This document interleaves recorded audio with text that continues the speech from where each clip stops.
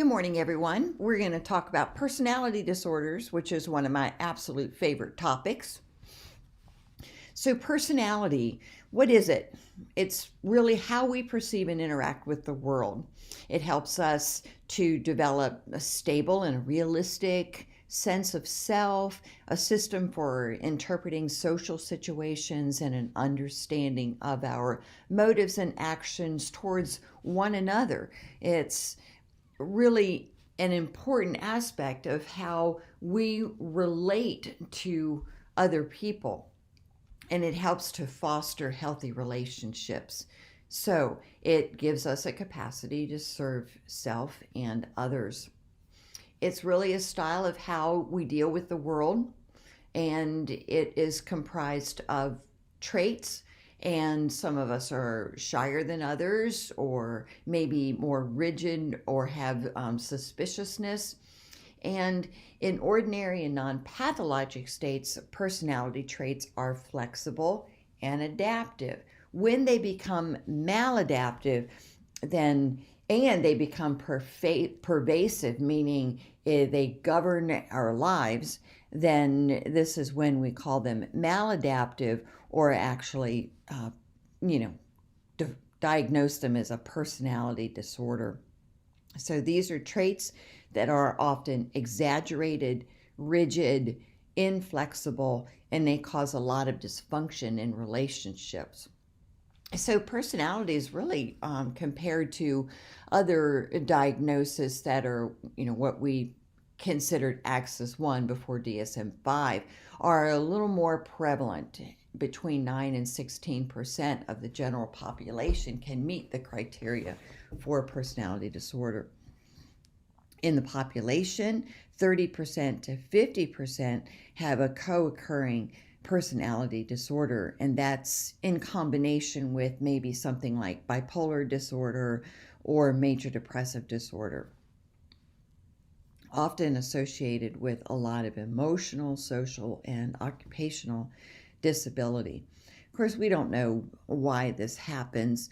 It's frequently combined with a history of hereditary and temperamental traits, as well as certainly environmental and developmental contributions. So it's considered that personality traits are really the way we're wired, and that they're present from infancy. In fact, in the DSM-4, we classified them under the Axis 2, and it was the prevailing belief that these disorders were not treatable with medications, but primarily treatable with therapy, and rarely did folks get better or overcome the consequences associated with personality disorders. Tend to run in families, so there's a thought that they may be genetic factors involved. However, think about those environmental contributions, because if, for instance, you're raised in a family that one of the principal people in your life, maybe your mother, has borderline personality disorder, then you might adapt the view of that particular person. So I'm not just sure how we can contribute this to genetic factors so much, except they know that when you study twins who were raised apart, then we see similar personality traits. So again, twins studies are really important for providing us with an understanding of all of the contributing factors to the development of a personality disorder. So some of those psychological, or I would say environmental factors include child abuse, childhood neglect, childhood trauma, especially with borderline personality disorder and antisocial personality disorder. It is very common to uncover a past history of trauma, and especially sexual abuse for borderline personality disorder. So there are certain groups that may be at a greater risk, and those folks of low socioeconomic status, those who are divorced, separated, widow, and never married, might be at a higher risk. There's lower rates of antisocial personality disorders in those folks with a background where they're from Taiwan, China, Japan, Jewish families. And this really might be attributed to having strong family ties. So we're going to start off with cluster A. So there are 10 personality disorders. The first cluster is cluster A, and there are 3 personality disorders within cluster A.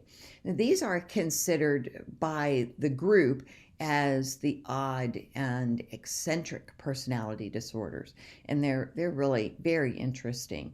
So you have a paranoid personality disorder, and this is just that pervasive mistrust and suspicion of other people, and it's a little maladaptive and usually unwarranted.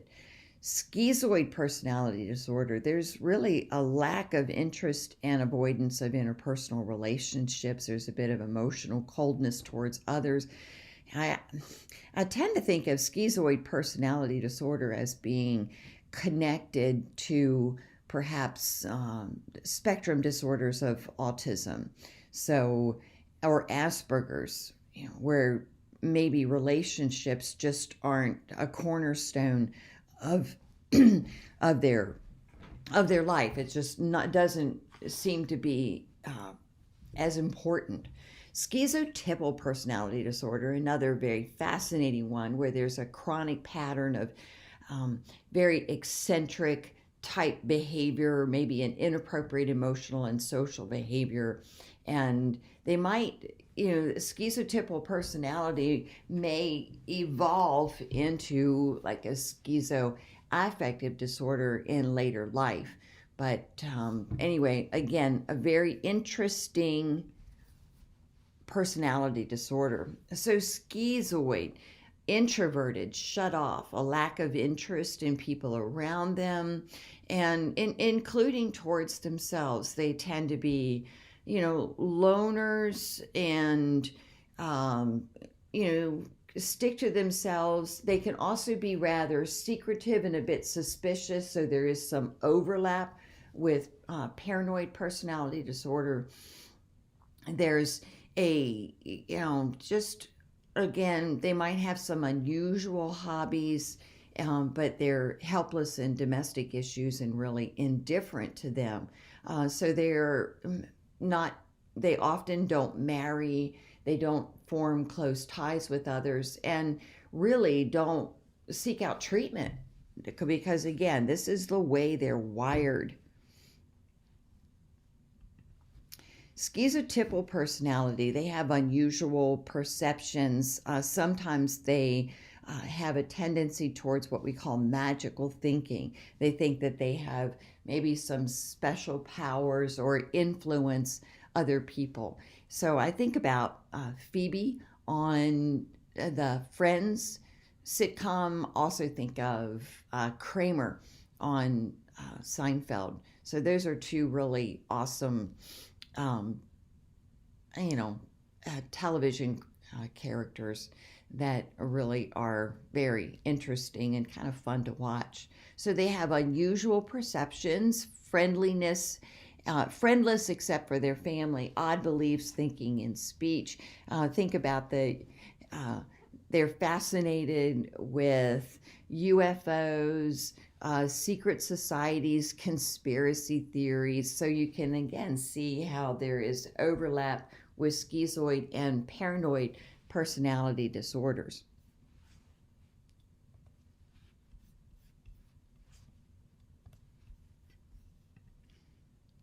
So I didn't have a slide in here on paranoid personality disorder, but these folks might be so caught up in their suspiciousness of others that they can be really obsessed with home security. So they'll have security cameras all around their house. They might live walled off from other people with gates. These are the folks who would never, ever dream of leaving their car unlocked, right? And, they might be doing background checks on others. I think about the character from Meet the Parents, the father, who was played by Robert De Niro. So moving on to the cluster B, this is the folks that are considered very dramatic, emotional personality disorders. Antisocial personality disorder is similar to what you hear. Let me see. Antisocial. Oh gosh, what did they call that? Psychopaths. That's it. There's a pervasive pattern of criminal, impulsive, callous, ruthless behavior, a general manipulation of others.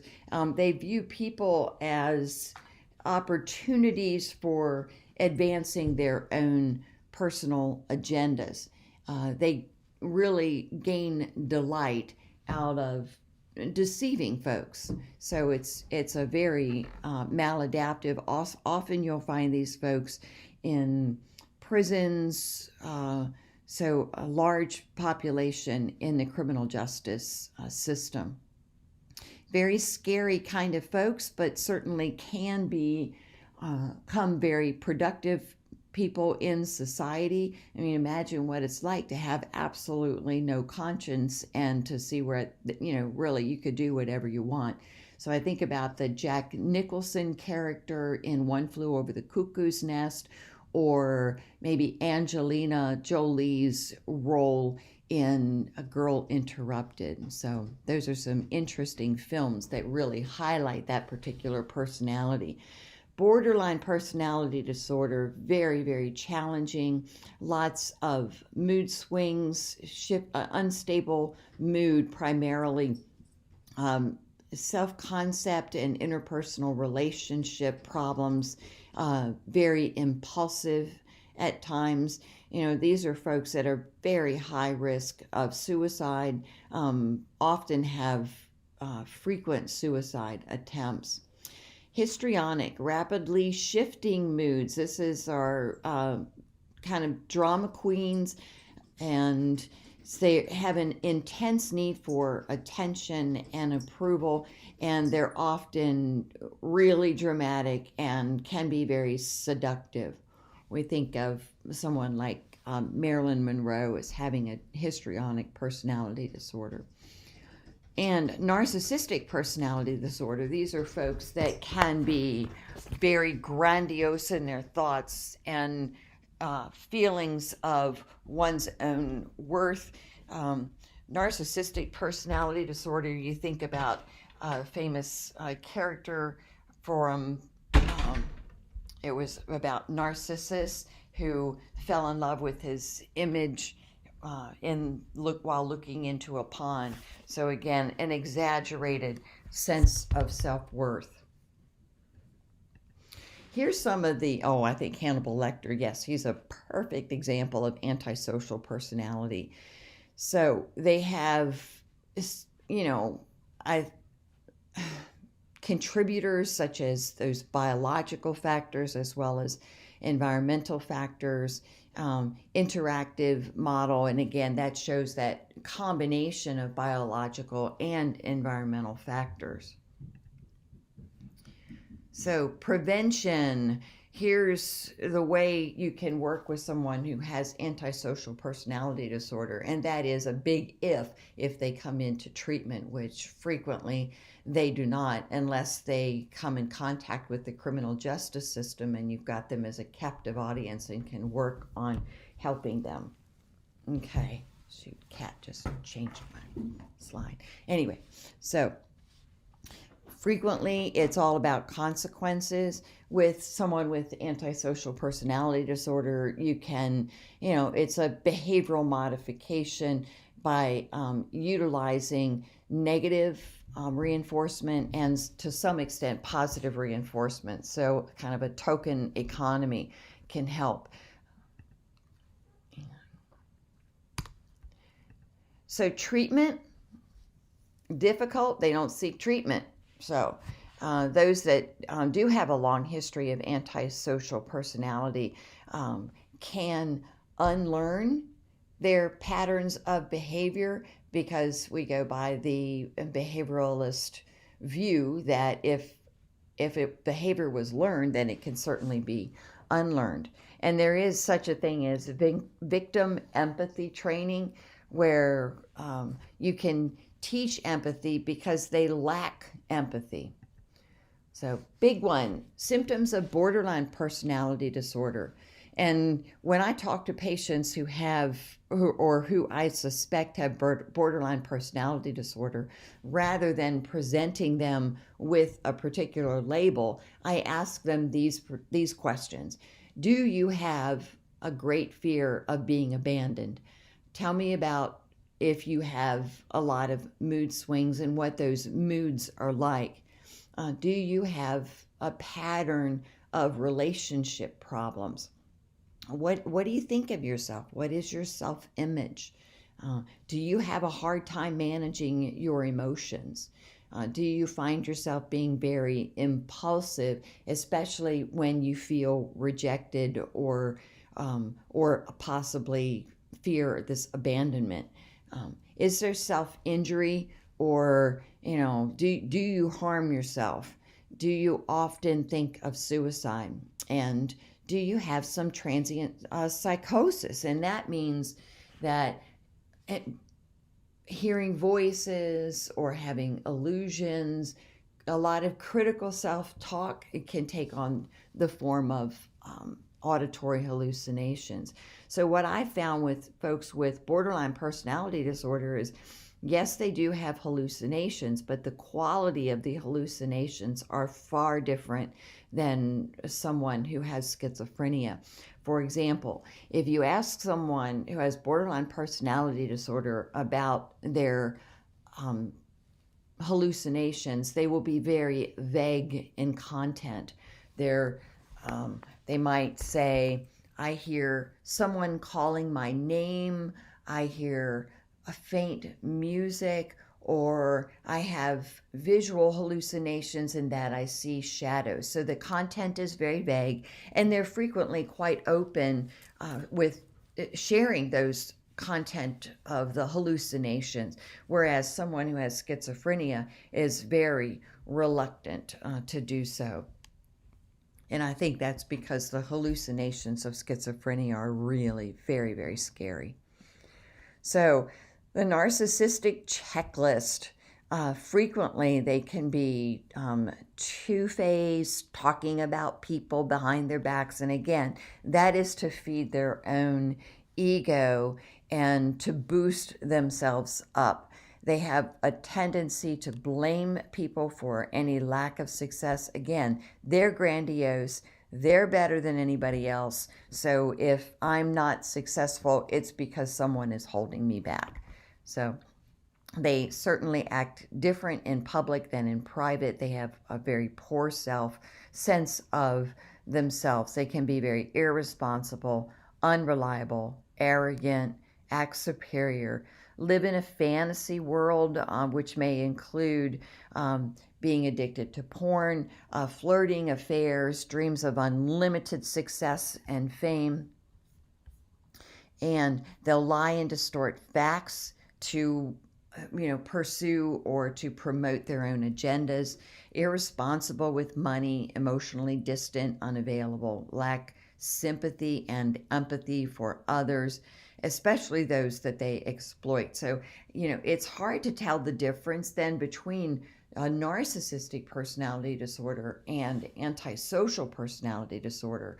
But think of the narcissist does everything to promote their own self-worth, whereas someone with antisocial personality takes great delight in manipulating others for a different type of gain.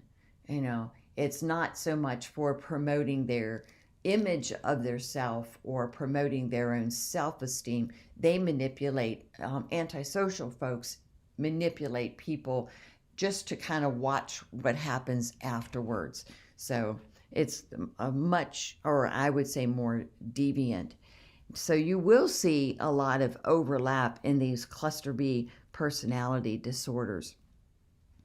So, narcissist in Disney movies, the evil queen from Snow White and the Seven Dwarfs. The queen is beautiful but narcissistic and cruel. She marries a widowed king, takes advantage of everybody.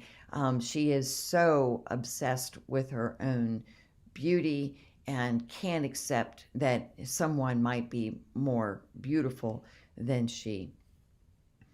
So, symptoms of this histrionic personality disorder, you can see a lot of similarities between a histrionic personality disorder and symptoms of the borderline personality disorder. So, again, we look at the histrionic person as being very focused on themselves, very dramatic. They are performers, seductive. They have a discomfort or disinterest when they're not the center of attention. Now, borderline personality disorder, they might not want to be the center of attention and they might feel very self-conscious. Histrionic personality disordered folks have inappropriate sexual seduction and behavior towards others. They have an overwhelming desire to be adored and elevated. Again, we go back to Marilyn Monroe. She was able to really present herself as this more, this person who was more bigger than life. So they consistently draw attention to their physical appearance. They use phrases and descriptions that are excessively impressionist but quite vague. Exaggerated emotional expression. They're dramatic. They really do well as actors. Here's the classic drama queen. I think this is a really interesting photo. I think it says it all. So we're moving on to the cluster C. These are the folks that are just anxious and fearful to develop outside of this their own world or their own view of the world. So here's the avoidant. This is someone who is so anxious and has feelings of inadequacy that they won't go out because they feel themselves to be too vulnerable to criticism. And again, this leads to an avoidance of social interactions and a chronic nervousness. Dependent personality disorder, wow, they're just so dependent on the people around them to the point where it's very dysfunctional. I had a patient once who would not drive, and she relied on her spouse and her kids to take her everywhere. They're quite content with people really taking charge of their life. You can see where these folks would be very vulnerable to domestic violence. And it would be very overwhelming to take care or to have someone with dependent personality disorder in your life unless you really enjoy dominating that person. Obsessive compulsive personality disorder, much different than the obsessive compulsive axis 1 type of person. This is someone who is extremely organized. Activities with their interpersonal relationships. They have extreme desire for perfectionism, and they get very anxious if their life is not in really good order. So they have very organized closets. Everything has to be in its own place. I think of the folks who have this OCP, obsessive compulsive personality disorder, as those folks who don't drive themselves crazy, but they drive everyone else around them crazy. So avoidant, just please leave me alone. I can't handle criticism from others, and I'm just going to be isolated. This is not the same as the cluster A schizoid type of person. The schizoid type of person really doesn't need or desire relationships, whereas the avoidant personality wants to have a relationship, but they just are too afraid of rejection. Dependent personality, I need you so much closer, and you can't just take care of me. I want you to pay all the bills. I'll be here for you. I'm your puppy. Here's I wish my garage looked like this. I wish I was this organized, but I mean, this is a perfect example of what the garage of an obsessive compulsive personality disorder looks like. It doesn't mean that if you've got a really nicely organized garage that you have OCD. It just means, maybe you're just more organized. But remember, these folks, this is pervasive in everything that they do, and it can be disruptive to their relationships and their functioning. Someone who has an overwhelming need for perfection might have a really hard time finishing tasks because it's just never good enough. So, characteristics of people with personality disorders, they share. This is a pervasive pattern. It's very challenging to treat because, they frequently need pretty intensive therapy. And, it's treated by a psychiatrist as well as therapist. The initial focus of the treatment is usually some co-occurring disorder like anxiety, depression, maybe substance abuse, and maybe an eating disorder. Especially think about the eating disorders as maybe being more in line with someone who has histrionic personality disorder. So they vary in intensity, but remember the key here is that they are pervasive. So, and that the level of intensity, if it's high intensity, those folks may be more inclined to seek out therapy. So they have difficulties with their own self-identity, self-direction, difficulties with empathy and intimacy. It might be, do have to make sure that the impairments are not solely due to the effects of substances or a general medical condition, of course. Patients do not see their behavior as a problem. They have limited insight and they believe they're normal and that other people have the problems. They often desire close relationships, but they fail because of this fear of rejection, difficulty maintaining boundaries, insensitivity to the needs of others. They can be very demanding and fault-finding. They have difficulty with trust, limited accountability, and they have frequently intense interpersonal conflicts. Relationships can lead to violence to self or to another person. They have a real capacity to get under your skin, especially when, as the nurse providing care, you feel like you're never able to measure up.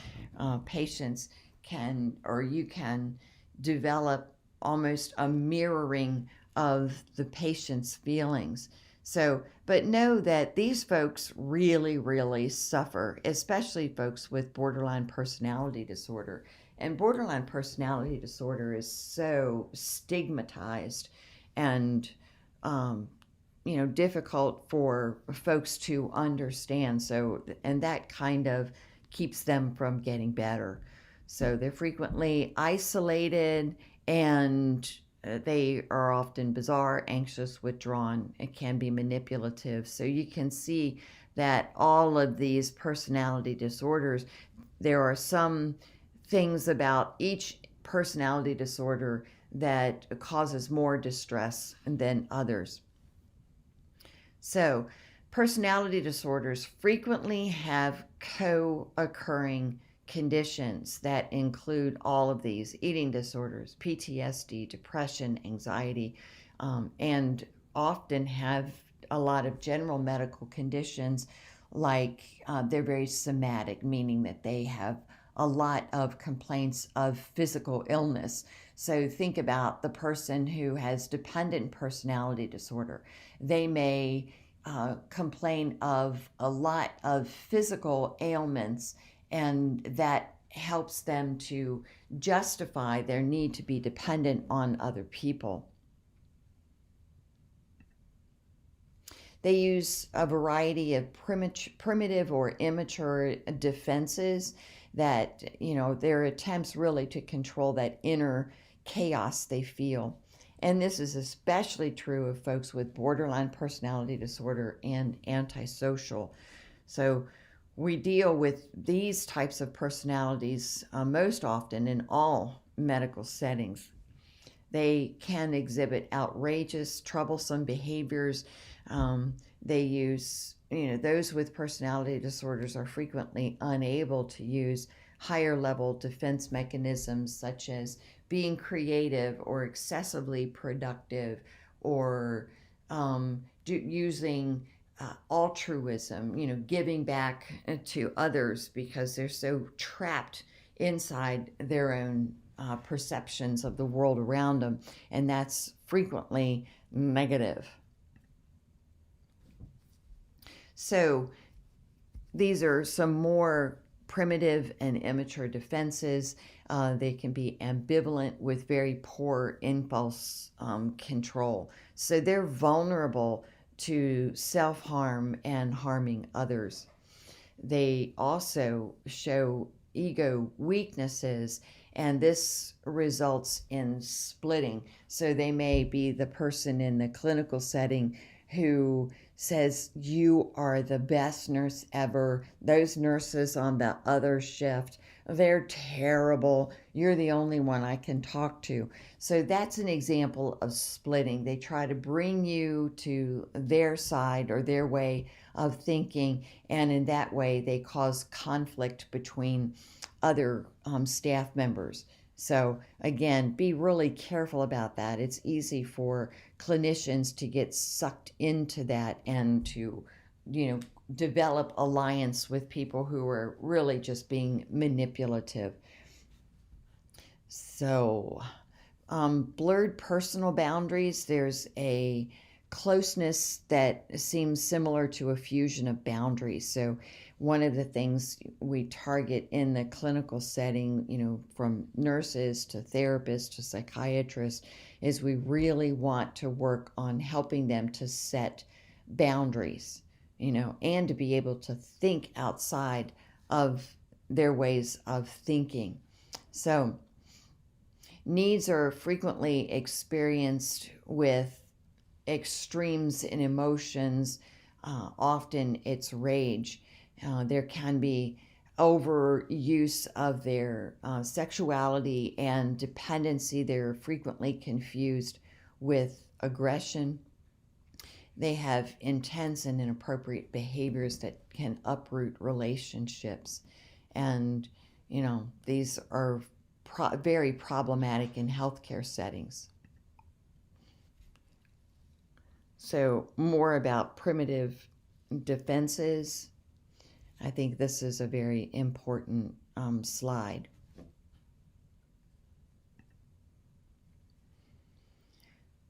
So again, there's a lot of overlap between borderline and narcissistic personality disorders. So review this. This is very important to understand these differences. One of the things that's that people with borderline personality disorder have in common is self-mutilation, and they can be very prone to suicide attempts. So you really, that impulsivity is a huge problem. So managing these behaviors, you need to really work with folks. Don't label them with a personality disorder within this short period of time. You really do need to get to know people a little bit better. So it's also really important in the clinical setting or working with anybody with these types of behaviors to set limits on manipulative behaviors. And it's really pivotal for you to call folks out on these manipulative behaviors. But you can do that in a non-confrontational stance. Arguing or begging, using flattery or seductiveness, instilling guilt and clinging, constant seeking of attention, splitting, ignoring the rules, always engaging in power struggles and exhibiting anger. These are some of the manipulative type behaviors that you'll see. And so as a clinician, asking folks, what are you hoping to gain with this type of behavior? And you can see how that's not as confrontational and less likely to put that person in a defense mode, and also can be very helpful at helping them to gain insight into their behaviors, and you're challenging their view of the world. So helping them to recognize that just because you're feeling this doesn't make it true. Behaviors should be objectively documented, and that's very important for nursing staff, because you can develop a lot of countertransference with patients. They're, dare I say, they're often not very likable. So don't talk about these patients with other staff members, because there's a tendency to develop a bit of a pack approach or pack type feeling. So we can as staff gang up on folks who have these personality disorders and be avoidant of them. And again, that just increases the negative behaviors of the patients. So don't accept gifts, don't do special favors. Again, those are examples of countertransference, and we need to acknowledge when that happens. Does mean, that gives you an opportunity to work on it. So as nurses, we're going to work to improve our insight into how we approach others who have these types of personality disorders.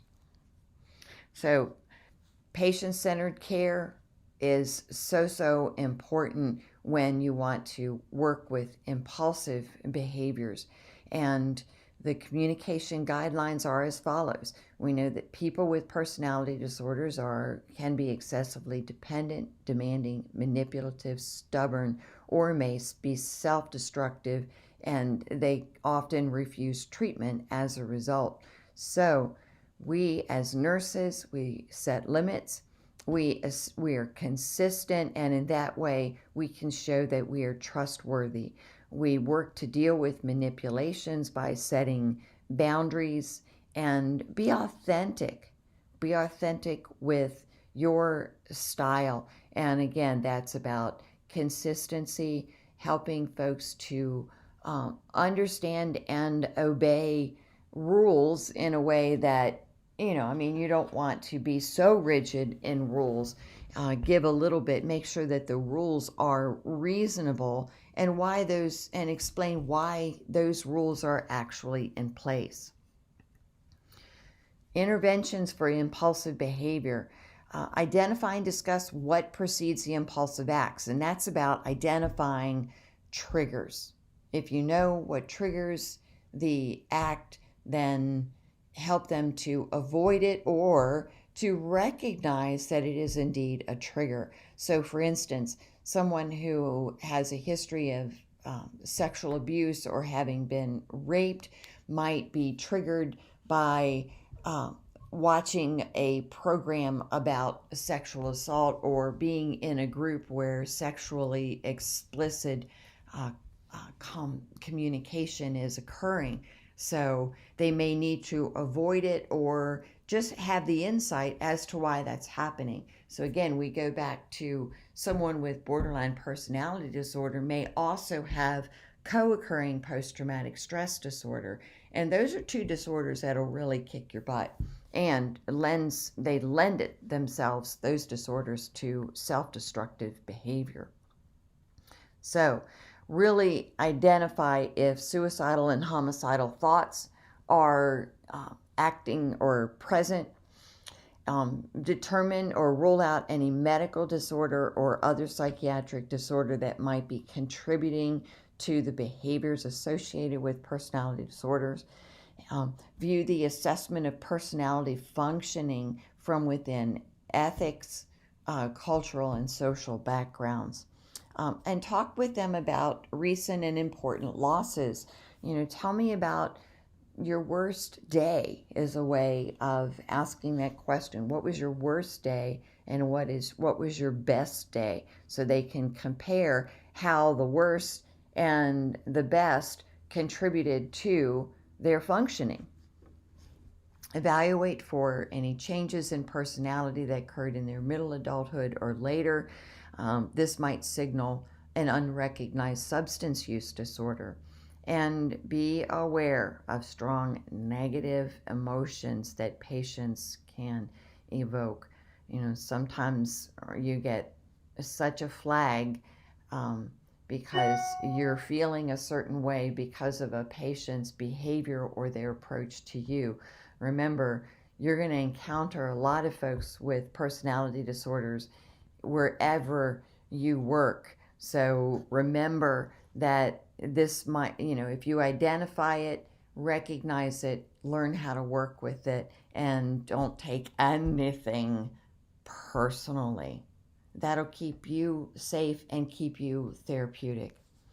So therapy can be challenging, but it takes a great deal of experience and training to know how to work with folks with personality disorders.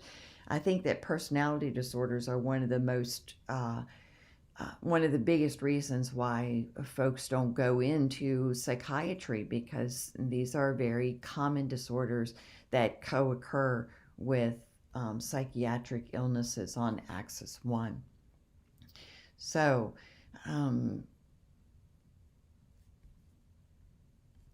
one of the main goals in working with folks with personality disorders is really to keep them safe from themselves and safe from harming others.